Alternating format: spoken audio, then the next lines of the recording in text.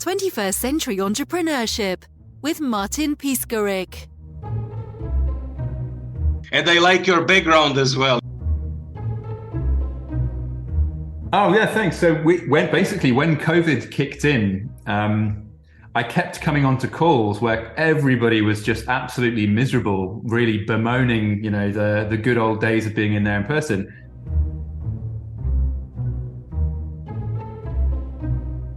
And to be honest, I just thought, how do you see this as an opportunity, right? Like somebody's got to succeed out of this and prosper out of this, so it might as well be us.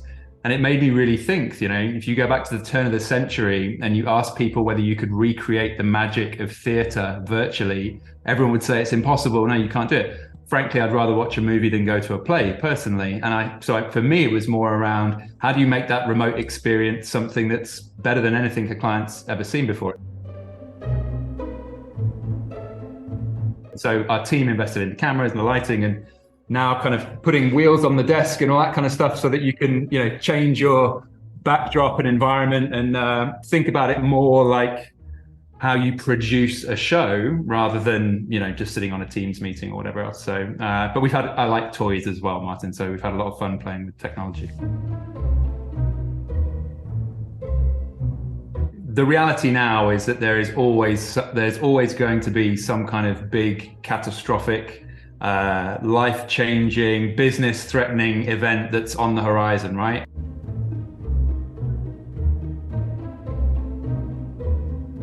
And we've had plenty of time of that now to get used to it. And so I don't think that... Like your traffic today. Like the traffic today, yeah, quite. And the rest of the weeks until Christmas. Exactly right. And so I think... We're small enough now that I would say our attitude is the only reason that the macro events would be affecting us is I believe if we were a much bigger entity, right? Small team, 15-ish of us kind of globally, we punch above our weight, but the reality is if we're not succeeding in this environment, it's because we haven't been able to find the opportunity that exists, not because it's not out there.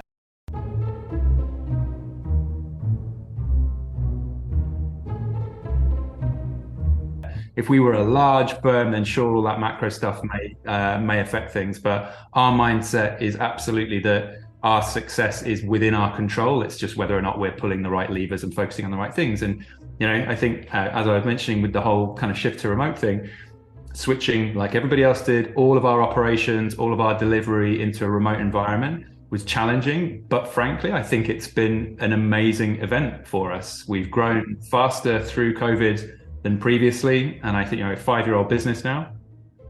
And I think that's because we just embrace change. It's kind of in our DNA. We all enjoy it. We kind of like throwing ourselves at something new. We have this motto of 70% trusted in our work, 30% new. And so we never make promises we couldn't keep, but we always make sure there's something new that we're doing for the first time in every single piece of work that we're doing, because that's where the innovation comes from. And that's where the really exciting work comes from. And so, I think from my perspective, this whole remote thing is an opportunity if you're willing to see it that way. But yeah, that's been kind of one of the things that we focused on over the last couple of years anyway.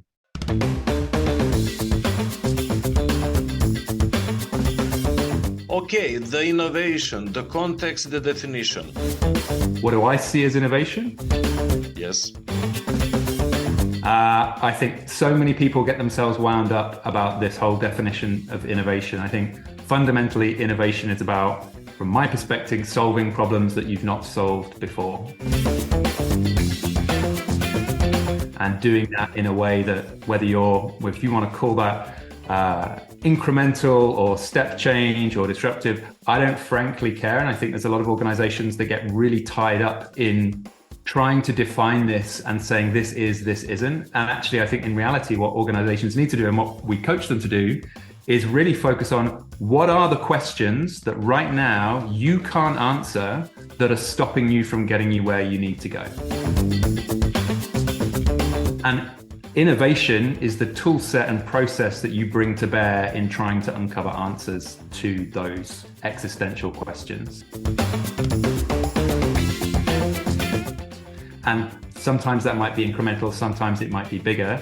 Frankly, I think that's less important than being really clear on, what are the problems we're here to solve. And I think the Williams F1 team have a beautiful articulation of this. And for them, they have one question that really they use to settle any team debate, whether that's happening on the shop floor or in the boardroom.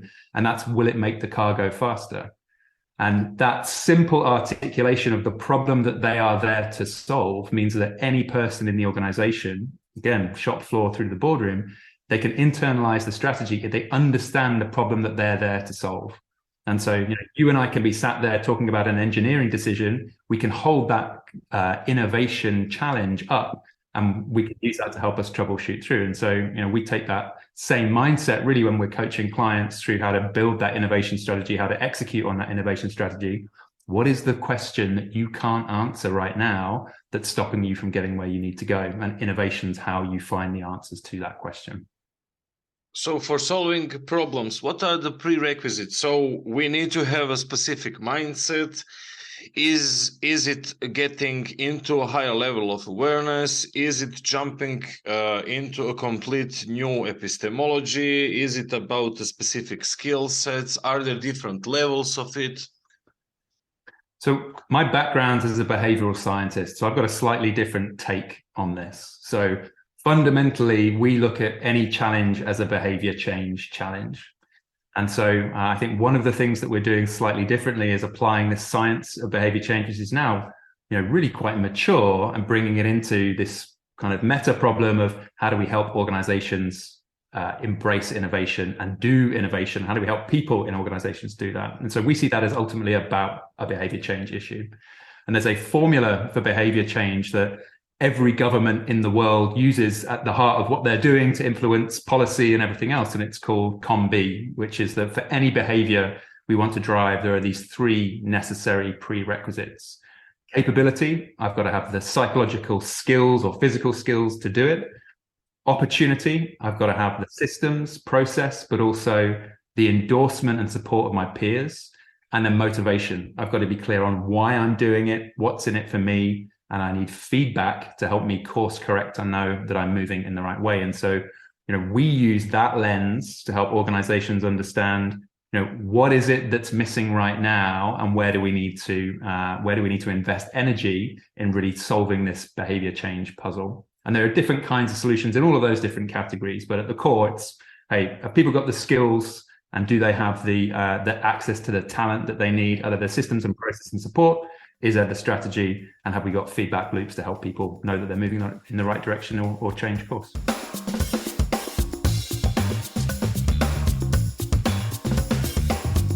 I think one of the things that we keep hearing when we're speaking with clients is a frustration in the traditional consulting model, which is very much about kind of land and expand.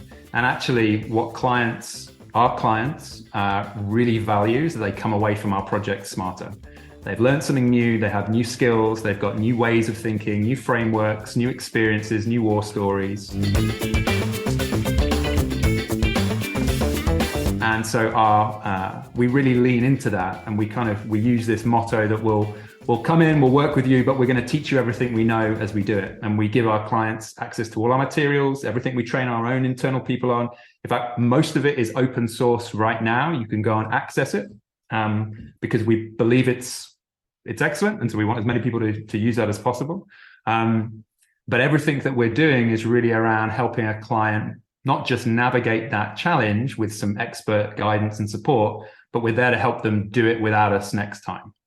And so all of our projects typically start with us coming in and leading. We call that our sort of done for you approach. So we're going to show you how this works. You're going to have an expert practitioner take you through a problem that you're working on, get you to a great outcome. But then we're going to switch into a done with you model where we're going to be like your co-pilots in that process, but you're going to be doing some of the heavy lifting as well. And then we'll switch finally over a period of time into a do-it-yourself model where you're leading and we're there as we refer to us as kind of your sidekick. We're there behind the scenes to give you support, coaching. We find that model in really transitioning people into feeling really confident applying our methods just works beautifully well. Like it takes time, but it works beautifully well. So let's go from that specific process model, let's call it abstract level, to concrete level, to an example. So we have, if I understood you well, you navigate the challenge and there is a done for you approach. If you have an example that can illustrate us the specific model. Yeah, sure. So an example of that would actually be working with a global fast food brand. This is a burger chain over in India. Really interesting backstory to that. Maybe we'll get into that. But essentially, this was a global organization who were looking at driving growth, and they were kind of facing some pretty stiff competition. In the done for you approach, we bring in our team, and this is usually a blend of behavioral scientists, design experts, and our job is to kind of build a team with the client where we'll work together on moving through that challenge. And so in that particular example, we've got experts who are going in stores, analyzing consumer behavior, doing observation, really helping them kind of aggregate and pull that data together, but really facilitating them through a series of key decisions. So helping them surface insights about their consumers, helping them kind of work out which of those high leverage decisions that they could be really focusing in on. We can get into a little bit more detail on that, but then taking a view on what things they want to do. That's an example of where we'll be working in a kind of done for you model. Next up though, there's a whole series of tools and methods that we've used in order to get them there. In the next phase, what we're doing is really training them on those tools so they can get out there and apply them themselves without us. And then finally, we'll switch into that kind of coaching approach.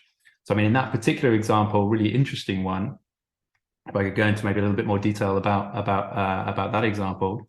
So a little while back, one of our first consulting projects, we were working with a stadium in the UK called the Etihad Stadium. They had 60,000 fans who would descend on this football stadium, and only 30,000 fans could ever get to the front of a queue at halftime to order a beer and a burger.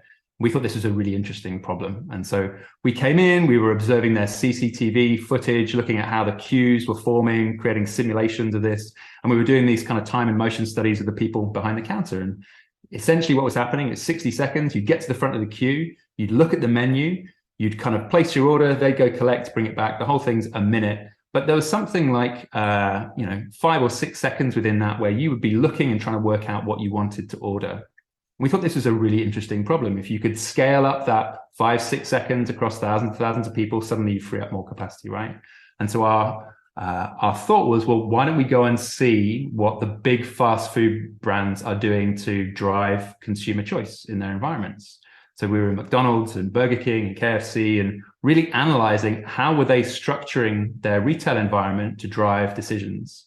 And we started noticing some really interesting things. We went back into the literature, able to understand the psychological mechanisms of how these brands were influencing consumer choices and behavior, took some of the principles out. I mean, I'll get into some of the detail around that, but essentially there are things you can do to change the way decisions are presented that have a disproportionate impact on what people do. You'd think people would go into a McDonald's and they've got a regular order.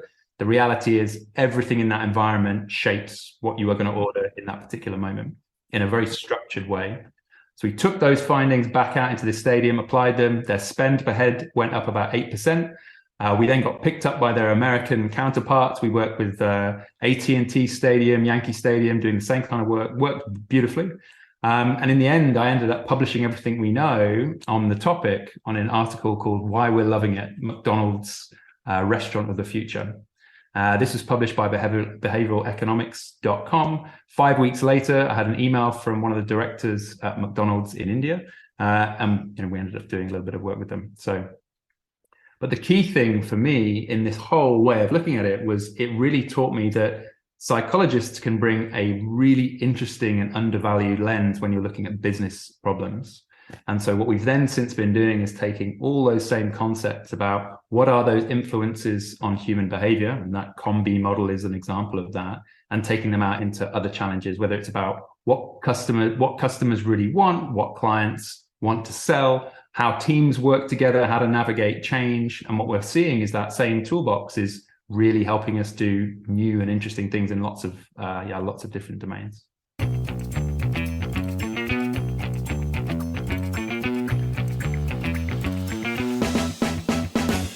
So So we work a lot with private equity because what we do is very, very measurable. And one of the clients, financial services client, effectively one of the challenges that they had was in their sales force. Lots of people going door to door selling, very, very analog.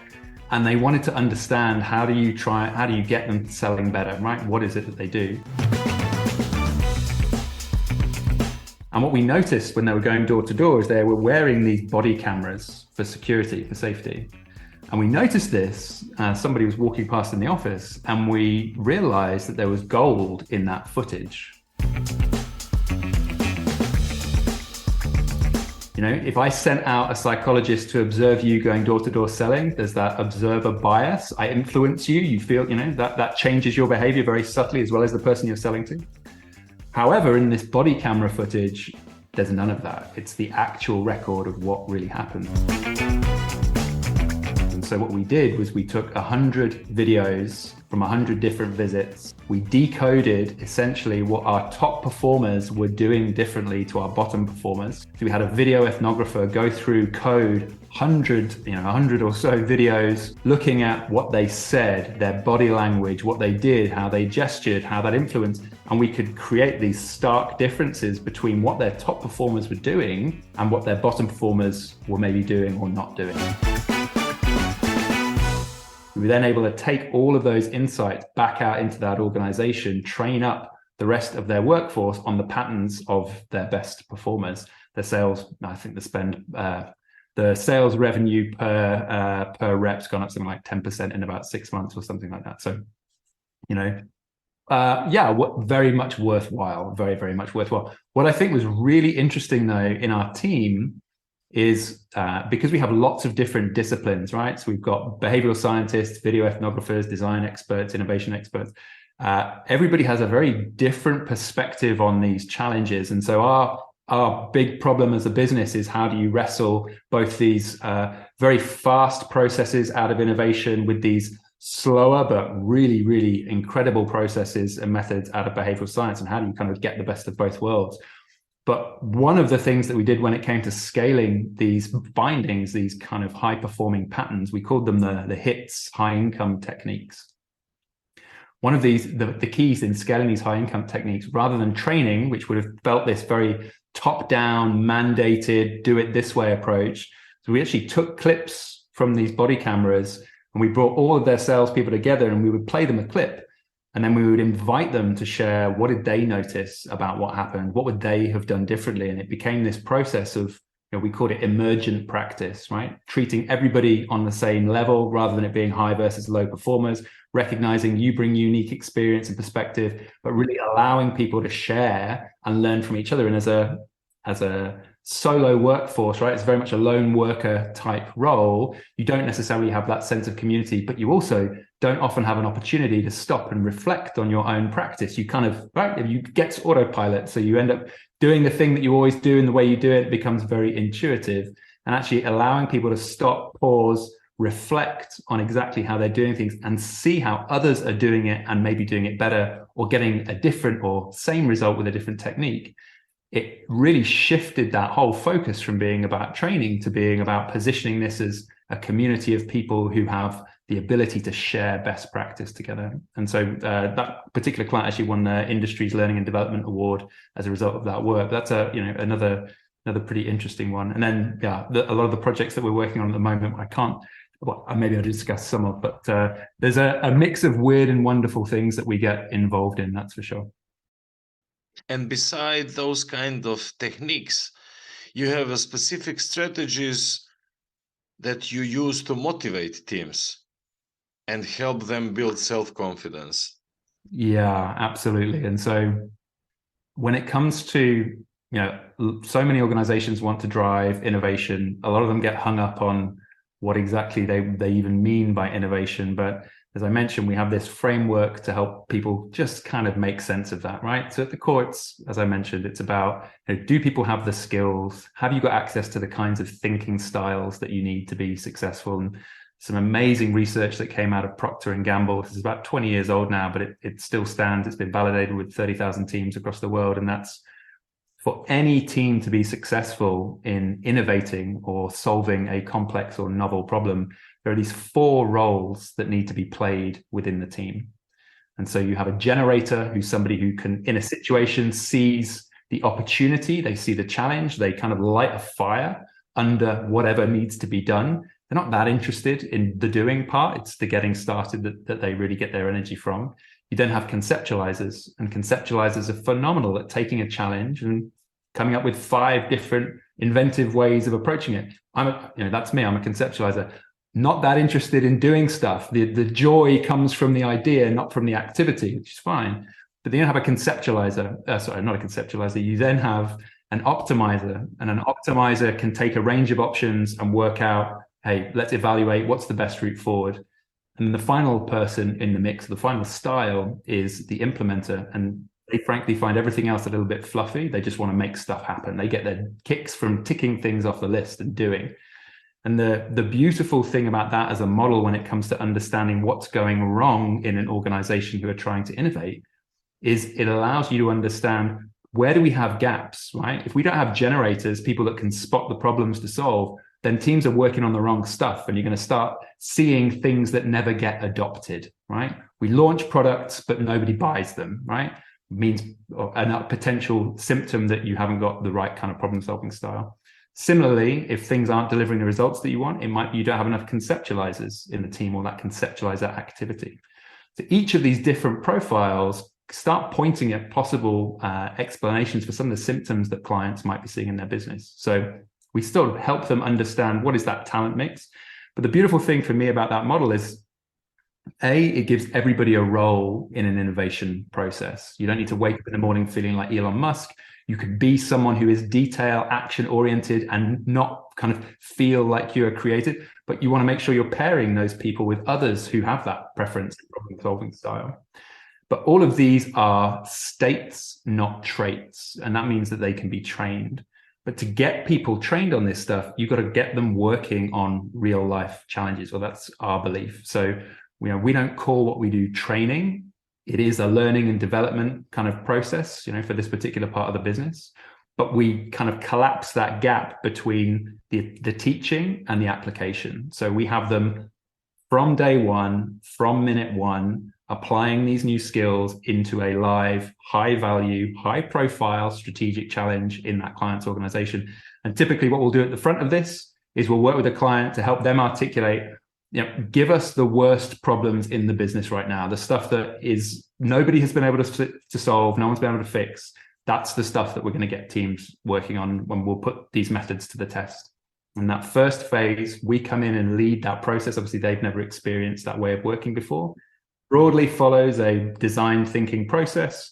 Let's get a team aligned on the vision for that challenge. Let's really help them unpack the problems that are the things that are holding them back. And, what's that number one challenge that would really make the difference? Help them develop ideas, help them prototype, start doing testing, and then running some experiments. So we'll guide them through that first process. And really what we're doing there behind the scenes is building belief in those people that these methods, this different way of working, coming out of your comfort zone, really does get you to a new and good place.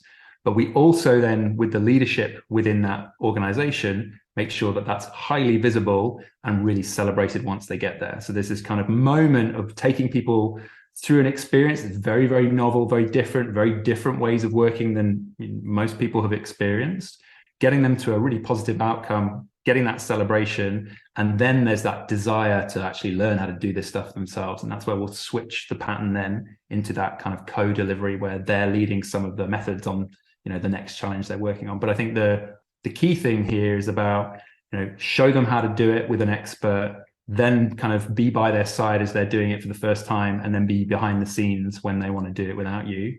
But along the whole way of that, make sure it's not theoretical, it's practical. They're applying it to live challenges that nobody else has been able to tackle within the business. And we've had an energy company we've been working with recently who had a really interesting scenario where energy companies, right? Like safety's number one value, as you would hope. And this over time, their sort of safety processes have evolved and grown and grown and grown and grown to become, cover for, litigious activity. And so as a result, their safety documentation is so dense and so long that people don't read it. And so they don't get the best practice that they need to stay safe. It's this kind of weird contradiction in terms. And so this has been something that over the last 10, 15 years has been going on and on and on. And so obviously results of this or impact of this is about whether people get home from work safely, right? This is kind of important stuff. What we were able to do in 6 weeks was really help a team take that challenge, identify what was really holding their suppliers back in kind of accessing the information they need, prototype new solutions, launch them, and start seeing results within just 6 weeks. And this has been a problem that had been in their business for 10 years. And so it's, once they've seen that and they've had that recognition, their desire to now pick this up and, they want to do it themselves, it's on a whole nother level than if we try to kind of explain it. So it's very much a sort of an experience it type methodology.